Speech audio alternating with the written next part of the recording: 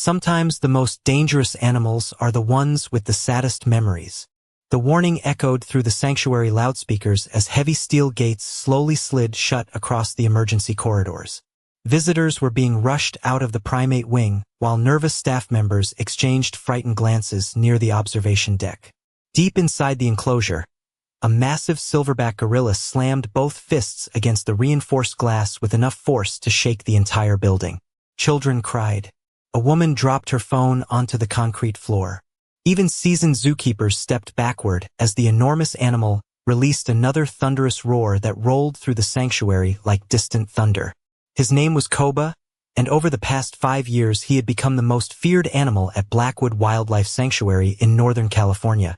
At nearly 500 pounds and standing over 6 feet tall when upright, Koba's size alone terrified most people. But it wasn't just his strength that frightened the staff. It was the way he stared at people. The way he watched them silently before suddenly exploding into violent displays of emotion that nobody could predict. "Keep everyone away from the glass," shouted Daniel Brooks, the sanctuary director, as alarms continued flashing red above the security doors. 2 veterinarians hurried toward the holding area carrying emergency tranquilizer equipment, while security staff cleared the last remaining visitors from the building. But then something happened that caused the entire room to fall silent. Koba suddenly stopped roaring. The giant silverback froze in place near the center of the enclosure. His dark eyes locked onto someone standing near the entrance hallway. A woman in her late 40s slowly stepped forward, clutching the strap of a worn leather bag against her chest. Her name was Emily Carter, and she had not seen Koba in more than 20 years. "Emily, don't," Daniel warned immediately, stepping in front of her path.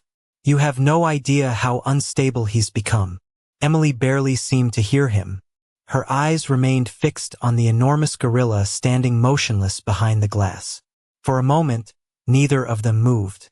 The sanctuary staff watched nervously as Koba tilted his head slightly, almost as if he was studying her face. Then his breathing began to change. Slow at first, then heavier, deeper. One of the younger staff members whispered nervously, "Why is he acting like that?" Daniel's expression darkened. "Because he remembers something."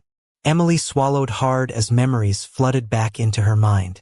She remembered a tiny orphan gorilla wrapped in blankets beside a space heater during a winter storm. She remembered bottle feeding him every 4 hours through the night. She remembered the way baby Koba used to cling to her arm whenever strangers walked into the room. Back then, he had been small enough to fit against her chest. Now he looked like a creature powerful enough to tear apart the steel barriers separating them. "Emily," Sarah Miller said carefully as she approached from behind, "we really need to move you somewhere safe." But before Emily could answer, Koba suddenly let out a deep rumbling sound from his chest and took one slow step toward the glass. Every security guard in the room instantly tensed. Daniel raised his hand toward the emergency alarm button. Another step, then another.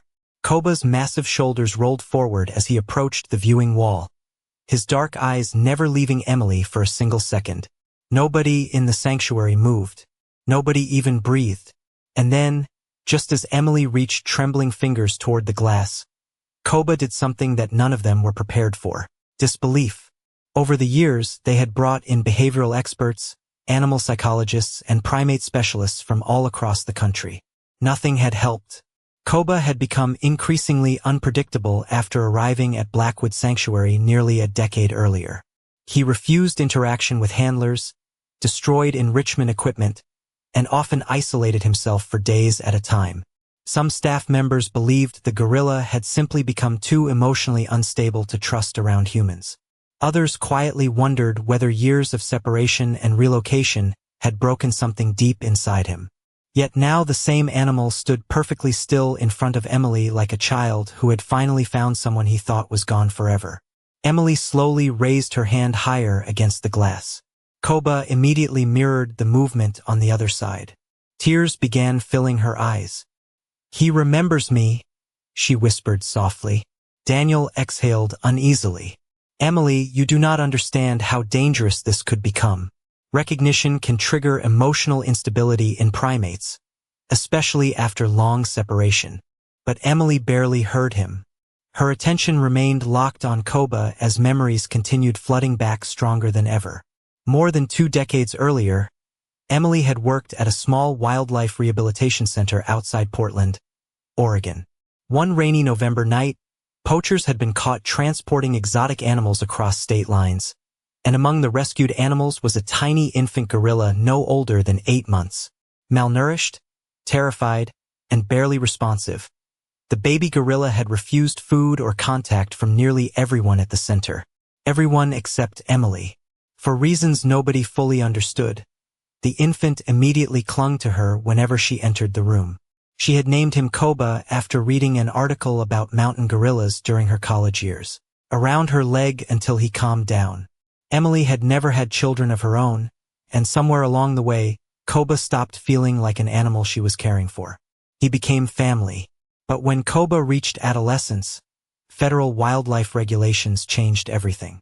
The rehabilitation center lost funding and shut down operations.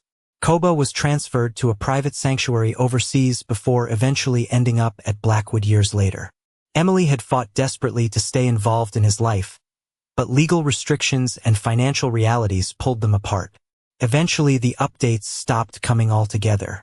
For years, she wondered whether Koba was even alive. Then 3 weeks ago, an old colleague sent her a photograph from Blackwood Sanctuary. The moment Emily saw the massive silverback's eyes, she knew immediately it was him. "We should move her away from the glass," one of the security guards whispered nervously. But before Daniel could respond, Koba suddenly lowered his head and released a deep rumbling sound from his chest, unlike anything the staff had heard before. Sarah's eyes widened. "Wait," she said softly. "That is not a threat display." Emily slowly closed her eyes as the sound vibrated through the glass between them. She remembered it instantly. Koba used to make the exact same sound as a baby whenever she rocked him to sleep during storms. The strange rumbling sound continued vibrating through the enclosure as Koba remained motionless against the glass, his enormous hand still pressed directly across from Emily's. Several staff members stared at each other in confusion because none of them had ever heard the silverback make that sound before.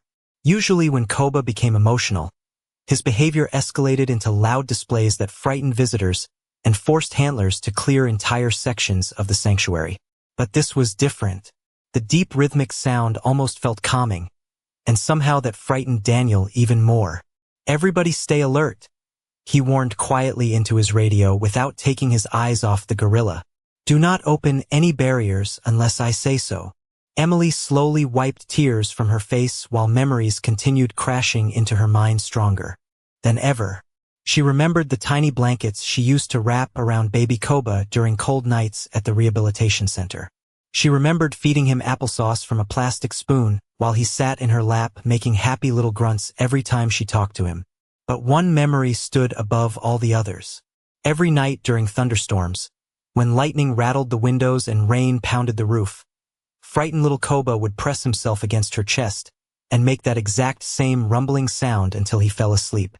Sarah looked between Emily and the gorilla in disbelief. "He is emotionally regulating himself," she whispered softly. "That sound is comforting him." Daniel frowned. "Or preparing himself." But before anyone could respond, Koba suddenly stepped backward away from the glass. Several guards immediately reached for their tranquilizer rifles as tension swept through the room again. The silverback turned in a slow circle inside the enclosure, breathing heavily while keeping his eyes fixed on Emily over his shoulder. Then he moved toward the far corner of the habitat where a large artificial tree stood beneath the skylight. Everyone watched nervously as Koba crouched near a pile of enrichment blankets and old toys that staff occasionally gave him for stimulation. The giant gorilla began moving objects aside with surprising gentleness. A torn rope, plastic barrel, pieces of cardboard. Then suddenly he froze again. "What is he doing?" Sarah asked quietly. Nobody answered. Koba reached beneath one of the blankets and carefully pulled out something small with both hands. Emily leaned closer to the glass trying to see. Her breath caught instantly. It was an old faded blue fabric bracelet. Emily covered her mouth in shock. 20 years ago, she used to wear matching blue fabric wristbands while caring for baby Koba, because he constantly grabbed jewelry off her arms during feeding time. One afternoon, he became obsessed with the bracelet and refused to let go of it.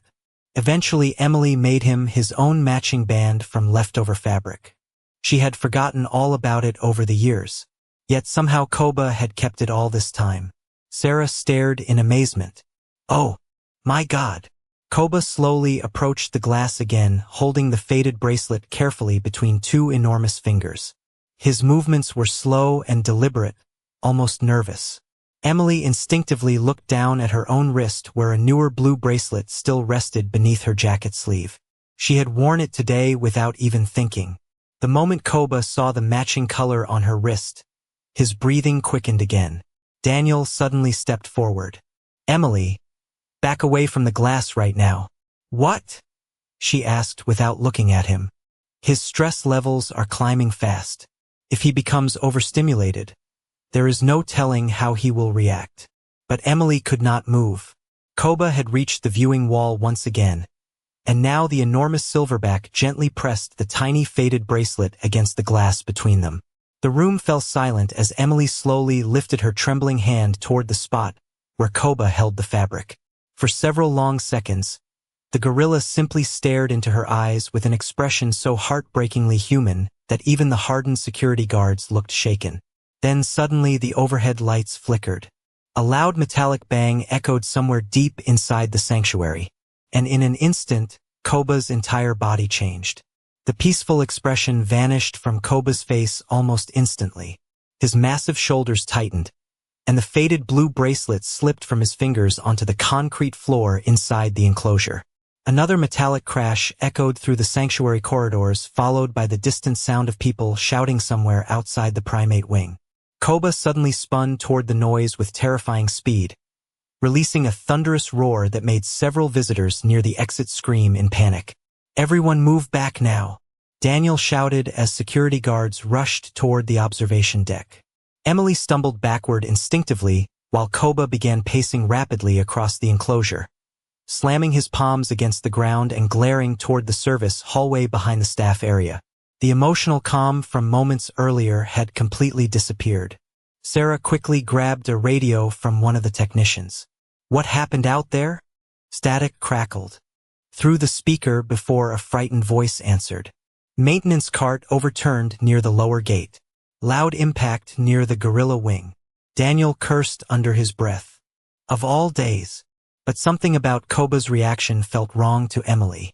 She had seen fear in him before when he was young. She had seen frustration, excitement, even jealousy, but this looked different. Koba was not acting randomly. He kept turning his head toward the hallway every few seconds as though searching for something unseen beyond the walls. "He is not angry," Emily whispered suddenly. Daniel looked at her in disbelief. "Emily, he is in full agitation mode." "No," she said firmly while watching the gorilla carefully. "He is scared." Koba let out another deep roar before rushing toward the viewing glass again so suddenly that several guards lifted their tranquilizer rifles. Emily froze as the enormous silverback stopped inches away from the barrier, breathing heavily. But instead of focusing on her, Koba stared past the people in the room toward the emergency access corridor behind them. His eyes looked wide, alert, nervous. Then Emily noticed something else. Every time the distant maintenance alarms echoed through the building, Koba flinched. Her heart sank as another memory returned from years ago. During his rescue as an infant, Koba had been discovered hiding near a poaching site where loud machinery and transport vehicles terrified him for weeks afterward. Even small metallic noises used to send the young gorilla scrambling into corners searching desperately for safety. "Daniel," Emily said quietly, "the sounds are triggering him." Sarah looked toward the hallway as realization spread across her face. "Oh no!" Another loud bang echoed from somewhere below the sanctuary. Koba instantly released a panicked roar and struck the reinforced glass with both palms, causing visitors near the exits to run. Security guards raised their rifles higher. "Prepare the tranquilizers," one of them warned. "Wait!" Emily shouted, stepping forward before anyone could react. Daniel grabbed her arm immediately. "Emily, do not." But she pulled free and slowly approached the glass again despite the panic around her. Koba's breathing remained frantic as he stared wildly toward the corridor. Emily pressed both hands gently against the barrier. "Koba!" she whispered softly. The gorilla's eyes snapped back toward her voice. Emily fought to steady her breathing as she remembered countless nights calming him during storms long ago. Back then, there had only been one thing that consistently soothed him whenever fear overwhelmed him. Slowly, carefully, Emily began humming an old lullaby she used to sing while rocking him to sleep as a baby. The reaction was immediate. Koba froze. The sanctuary staff stared in disbelief as the enormous silverback slowly lowered himself onto his knuckles. His eyes locked completely on Emily. Another loud crash echoed through the building, but this time Koba did not roar. He simply stared at her while breathing heavily, almost like he was listening. Emily continued humming softly despite tears running down her face. Sarah lowered her voice in shock. "His heart rate is dropping." Even Daniel looked stunned as Koba carefully moved closer to the glass again, no longer showing signs of aggression. Then suddenly the emergency lights above the enclosure shut off completely. Darkness swallowed half the sanctuary, and somewhere deep inside the primate wing, a heavy security gate began slowly unlocking itself. The loud metallic grinding noise echoed again through the darkened sanctuary as the partially unlocked security gate slowly slid several inches open near the rear service corridor. Red emergency lights flashed across the walls, covering the entire primate wing in an eerie glow. Several staff members backed away immediately as nervous whispers spread through the room. "Why is that gate opening?" Sarah asked anxiously while gripping her radio tighter. Daniel's expression turned pale. Power failure must have triggered the backup release system. One of the guards stepped closer to the corridor entrance. "That gate connects to the secondary holding tunnel." Emily's stomach tightened. She remembered enough about sanctuary layouts to understand the danger immediately. The secondary tunnel connected directly to the transfer areas used for moving large animals between indoor and outdoor habitats. Under normal conditions, every section stayed heavily secured with multiple locking systems. But with the power unstable, nobody knew which barriers were still functioning properly. Koba remained crouched near the viewing glass, watching Emily while she softly continued humming the lullaby from years ago. The giant silverback appeared calmer now, but his eyes kept shifting toward the partially opened corridor gate every few seconds, almost as if he sensed something nobody else could see.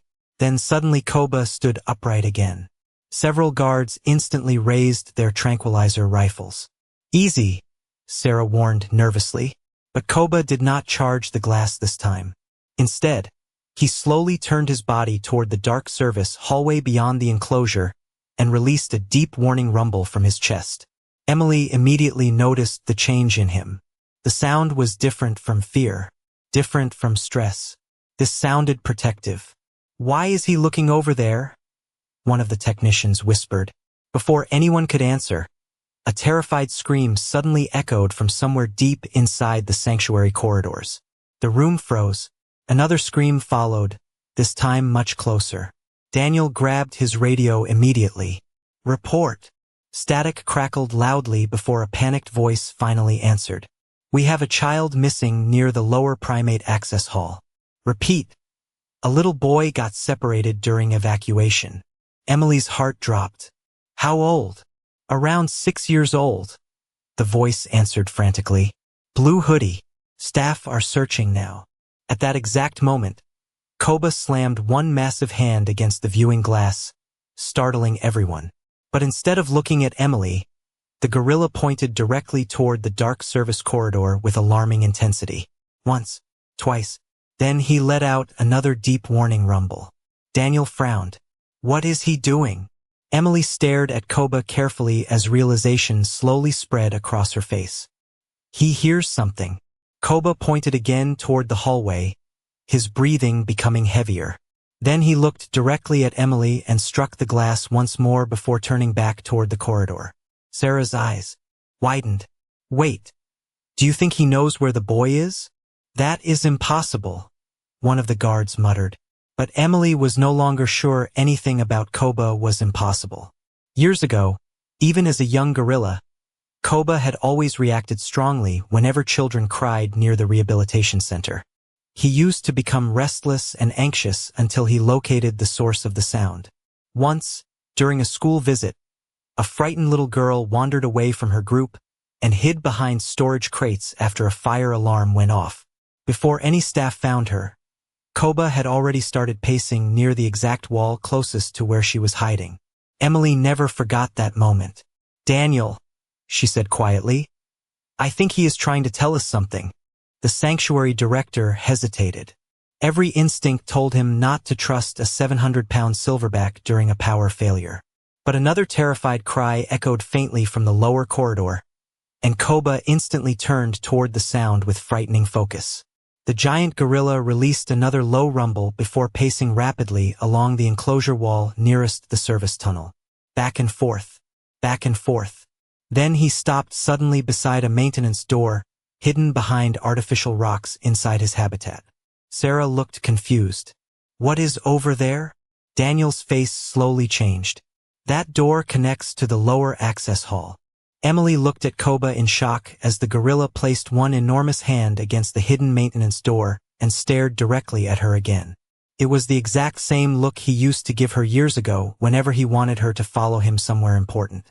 Daniel stared at the hidden maintenance door while tension spread through the darkened sanctuary. The emergency lights continued flashing overhead, bathing the enclosure in pulses of deep red light that made the entire scene feel unreal. Koba remained beside the concealed access panel, one enormous hand pressed firmly against the metal, as if demanding everyone pay attention. Then the distant cry of the missing child echoed again through the lower corridor. This time it sounded weaker, frightened, closer. Emily felt her chest tighten instantly. "He knows exactly where the boy is," she whispered. One of the guards shook his head nervously. "We cannot seriously trust a gorilla during a containment failure." But before Daniel could answer, Koba suddenly slammed his open palm against the maintenance door again with startling urgency. Not aggressive, desperate. Sarah looked toward the security monitors mounted along the wall, but half the camera feeds were still offline because of the power failure. "Lower hallway cameras are dead," she said anxiously. "We cannot see where the child is." Another frightened cry echoed through the corridor, followed by the metallic creaking of unstable equipment somewhere deeper inside the sanctuary. Emily stepped closer to the glass. "Koba," she said softly. The silverback immediately turned toward her voice. "Show us." For one long moment, Koba simply stared at her. Then he did something that made every person in the room freeze. The giant gorilla slowly crouched low to the ground and lowered his head toward Emily exactly the way he used to do as a baby whenever he wanted her to follow him somewhere. Daniel looked shaken. This cannot be happening. But Emily already knew. Koba remembered everything. She turned toward Daniel urgently. "That maintenance door inside his enclosure connects to the lower hall, right?" Daniel nodded slowly. "Yes, but only staff can access it from the other side." Emily looked back at Koba. "Then he is trying to lead us there." The sanctuary director hesitated. Every protocol in his career screamed that opening any route connected to an agitated silverback during an emergency was reckless. But another cry from the missing child echoed through the building, and this time even the guards looked uneasy. Sarah grabbed Daniel's arm. "If that boy is trapped somewhere down there, every second matters." Daniel exhaled heavily before speaking into his radio. "Maintenance team, manually override lower corridor locks. We are moving to access hall 3. As staff rushed toward the emergency staircase, Emily remained near the glass for one more second. Koba stared directly into her eyes again before turning and moving quickly toward the back section of his habitat. Even in the flashing emergency lights, his movements no longer looked threatening. They looked purposeful. The group hurried down 2 flights of concrete stairs beneath the primate wing while alarms continued echoing overhead. The lower corridors were dim, narrow, and packed with storage crates, maintenance carts, and backup equipment. Somewhere nearby, a child was quietly crying. "Can you hear that?" Sarah whispered. everyone stopped. The crying was faint now, coming from behind a partially collapsed shelving unit near the end of the hallway. Daniel and two guards rushed forward carefully. "Hey buddy," Daniel called gently. "We are here to help you." A tiny voice answered through tears. "I cannot get out." Relief spread across the group immediately as staff members carefully moved lightweight equipment blocking the narrow space. Moments later, a frightened little boy wearing a blue hoodie crawled free and ran directly into one of the employees' arms, crying uncontrollably. Emily covered her mouth in shock as the realization hit everyone at once. Koba had known exactly where the child was. Sarah looked speechless. He was trying to warn us. But before anyone could process what had happened, a deep rumbling sound echoed from directly above them through the ventilation shafts. Emily looked upward instantly. She recognized the sound immediately. Koba. The silverback was still making the same protective warning call. Then Daniel's radio suddenly crackled with panic from the control room upstairs. "Director Brooks, you need to come back immediately." Koba just escaped the indoor enclosure. Silence swallowed the hallway. The frightened little boy clung tighter to the employee holding him while every staff member stared at the radio in horror. Then another voice came through, trembling with disbelief. "But he is not attacking anyone. He is heading toward the lower corridor." For a moment nobody in the lower corridor moved. The only sound was the frightened breathing of the little boy still clinging to the sanctuary employee, while red emergency lights flickered across the concrete walls. Then another message burst through Daniel's radio. "Director Brooks, visual confirmed. Koba is loose inside the service tunnels." One of the guards immediately raised his tranquilizer rifle. "We need to secure the hallway now." But before Daniel could answer, Emily suddenly stepped forward. "No, I turned toward her. If Koba escaped, he escaped for a reason." "Emily," Daniel said carefully, "he is a 700-pound silverback moving freely through maintenance corridors filled with frightened people.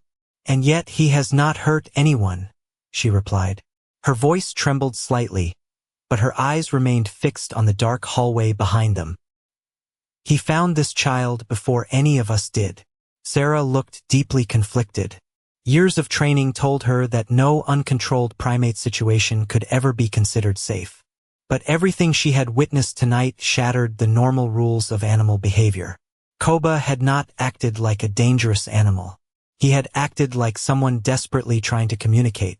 Then suddenly heavy footsteps echoed through the tunnel ahead. Slow, massive, rhythmic. The little boy buried his face against the employee's shoulder, while several staff members backed away instinctively. One of the guards whispered nervously, "He is coming." The footsteps grew louder until a giant shadow slowly emerged beneath the flashing emergency lights at the far end of the corridor. Koba stepped into view. The enormous silverback moved carefully through the narrow hallway, his dark eyes immediately locking onto the frightened child. Several guards raised their rifles higher. "Hold your fire," Daniel ordered quickly, though tension filled his voice. Koba stopped nearly 20 feet away from the group. His chest rose and fell heavily from exertion, but he showed no signs of aggression. Instead, he slowly lowered himself onto his knuckles and released the same deep protective rumble Emily had heard earlier. The little boy cautiously peeked over the employee's shoulder. His tearful eyes widened. "Monkey," he whispered softly. "That is Koba," Emily said gently while keeping her movements calm and slow. The silverback's attention shifted briefly toward Emily before returning to the child. Then something unexpected happened. Koba slowly reached one enormous arm toward the floor beside him and nudged something small across the concrete with surprising care. A tiny red sneaker rolled into the center of the hallway. Sarah gasped quietly. The little boy suddenly looked down at his feet. One shoe was missing. "That is mine," the child whispered. Emily felt chills run through her entire body. Somehow during the chaos and power outage, Koba had not only found the missing boy, he had found the child's lost shoe too. Daniel lowered his radio slowly, staring at the silverback in disbelief. He was protecting him. Tears filled Emily's eyes as memories from years ago crashed back harder than ever. When Koba was young, He used to gather fallen objects whenever she dropped them around the rehabilitation center. Toys, blankets, even her keys once. He always brought them back to her gently, almost proudly, like he understood helping made her happy. And now, after 20 years apart, he was doing the same thing again. The little boy slowly climbed down from the employee's arms despite everyone around him panicking quietly. "Buddy, wait," Sarah warned softly. But the child carefully took a few small steps toward Koba. The entire corridor froze. Koba remained perfectly still as the little boy picked up the red sneaker from the floor. Then the child looked up at the giant gorilla and said the one thing nobody expected. "Thank you." Koba lowered his head slightly. Emily covered her mouth as tears rolled down her face. Even the guards holding tranquilizer rifles looked visibly shaken now. Years of fear, warnings, and terrifying stories about the dangerous silverback suddenly felt painfully wrong. Koba had never been trying to hurt anyone tonight. He had been trying to save a frightened child while everyone around him misunderstood his panic as aggression. Then slowly, under the flashing emergency lights, the massive gorilla turned his eyes back toward Emily again. And for the first time in over 20 years, she saw peace in them. The atmosphere inside the lower corridor changed completely after the little boy whispered those two simple words. "Thank you." For several long seconds, nobody moved. The flashing red emergency lights continued sweeping across the concrete walls while the giant silverback remained perfectly calm near the center of the hallway. The child slowly stepped backward toward the sanctuary staff, clutching his red sneaker tightly against his chest. But his eyes never left Koba. "He is not scary," the boy said quietly through tears. One of the guards slowly lowered his tranquilizer rifle first. Then another followed. Even Daniel seemed unable to look away from the enormous gorilla standing silently under the dim emergency lighting. Emily took a careful step forward. Koba immediately watched her with complete focus. But this time there was no fear in his expression. No panic. The massive silverback looked exhausted, as if years of confusion and loneliness had finally loosened their grip on him. Sarah glanced at the biometric tablet still connected to Koba's monitoring system. Her eyes widened slightly. "His stress indicators are dropping lower than I have ever seen." Daniel looked stunned. "You are telling me the calmest he has been in years happened after seeing Emily?" Sarah nodded slowly. "And after helping that child." Emily felt tears burning her eyes again as another painful realization settled into her chest. All these years, everyone believed Koba had become aggressive and emotionally unstable. But now she wondered how many times he had simply been misunderstood. Loud noises frightened him. Separation triggered panic.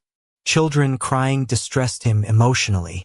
Yet because of his massive size and strength, every emotional reaction had been interpreted as dangerous behavior instead of fear or concern. Koba slowly took a step toward Emily again. Nobody stopped him this time. The giant silverback carefully lowered himself onto his knuckles directly in front of her. His dark eyes soft beneath the flashing emergency lights. Emily's hands trembled slightly as she reached forward. A thick security gate still separated them, but the distance somehow felt smaller now than it had 20 years earlier. "Hi, sweetheart," she whispered softly, using the same words she had spoken to him every night as a baby. Koba released a deep rumbling sound that echoed gently through the corridor. Several staff members looked visibly emotional hearing it now that they understood what it meant. Comfort, trust, recognition. Then the little boy tugged gently on Daniel's sleeve. "Can he come home with her?" The innocent question hit everyone harder than expected. Daniel looked toward Emily before answering quietly. "It is not that simple." But Sarah suddenly spoke up. "Maybe it should be." Everyone turned toward her in surprise. She looked directly at Daniel. "For years we treated Koba like an unpredictable threat. But tonight he saved a child during a full emergency evacuation while the rest of us were operating blind." Daniel remained silent. Sarah continued carefully. "And the only person capable of calming him instantly is standing right here." Emily looked down at the faded blue bracelet still resting in Koba's massive hand. Somehow through all the chaos, he had never let it go again. Her voice broke slightly as she spoke. He spent 20 years believing I abandoned him. Koba slowly pressed the tiny bracelet against the barrier between them once more. Emily closed her eyes, overwhelmed by guilt she had carried for decades. Back when the rehabilitation center closed, she promised herself she would find a way back to him someday. But life moved on. Legal restrictions, financial problems, and endless delays slowly turned years into silence. Yet somehow Koba had never forgotten her. Not her voice, not her lullaby, not even a small blue bracelet from his childhood. A few minutes later, emergency power finally returned to the sanctuary. The red lights shut off, replaced by soft white overhead lighting. But nobody rushed to separate Emily and Koba anymore. In fact, several employees quietly stepped back to give them space. Security teams reopened the upper corridors while visitors were escorted safely outside. Yet deep beneath the sanctuary, nobody could stop staring at the incredible sight in front of them. The giant silverback, once feared by everyone, had not escaped to hurt anyone. He had escaped to save a frightened child and find the one person he never stopped loving. By sunrise the following morning, the chaos at Blackwood Wildlife Sanctuary had finally faded into silence. Emergency crews repaired the damaged power systems, while exhausted employees slowly returned the facility to normal operations. Yet nobody could stop talking about what happened in the lower corridors the night before. Security footage of Koba calmly guiding staff toward the missing child spread through the sanctuary within hours. Even the employees who once feared the silverback most could barely believe what they were watching. Every moment told the same story. The giant gorilla had never been hunting anyone. He had been searching, protecting, warning them.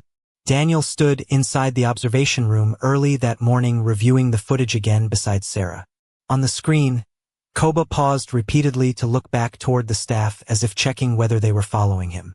Each time the frightened boy cried, the silverback reacted instantly. "We misunderstood him for years," Sarah said quietly. Daniel rubbed a tired hand across his face. "I spent a decade believing his behavior came from aggression." Sarah shook her head softly. "No, it came from emotional trauma." Across the sanctuary, Emily sat quietly near the outdoor habitat while golden morning light spread across the hills beyond the enclosure. Koba rested peacefully beneath a large oak tree only a short distance away. For the first time since arriving at Blackwood Sanctuary years earlier, he looked completely relaxed. No pacing, no tension, no anxious scanning of the fences around him. Every few minutes he simply glanced toward Emily as though reassuring himself she was still there. Emily smiled through tears each time their eyes met. She had barely slept all night, not because of fear, but because guilt and relief had kept her awake until sunrise. For 20 years she carried the pain of losing Koba without ever knowing what became of him. Now she finally understood something heartbreaking. He had spent all those years carrying the loss too. Sarah eventually walked outside holding a tablet filled with updated behavioral reports. "You should see this," she said softly while sitting beside Emily near the observation fence. "Since last night, Koba's stress markers have dropped nearly 60%. Emily looked stunned. "That much?" Sarah nodded. "He ate a full breakfast this morning. First time in weeks, according to his handlers." Emily turned toward the enclosure again. Koba sat beneath the tree quietly holding the faded blue bracelet in one hand while watching birds move across the sanctuary sky above him. "He kept that bracelet for 20 years, Emily whispered emotionally. Sarah smiled faintly. "I think he kept more than that." Later that afternoon, the little boy Koba rescued returned to the sanctuary with his parents. The child carried a crayon drawing folded carefully in both hands. Security allowed the family into the observation area while Emily and Daniel stood nearby. The little boy walked slowly toward the glass overlooking Koba's habitat. "Hi," he said shyly. Koba immediately looked up from beneath the tree. The child pressed the drawing gently against the glass. It showed a giant gorilla holding hands with a small smiling boy beneath a bright yellow sun. Written across the top in uneven letters were the words, "Thank you, Koba." The massive silverback slowly approached the viewing wall again, his movements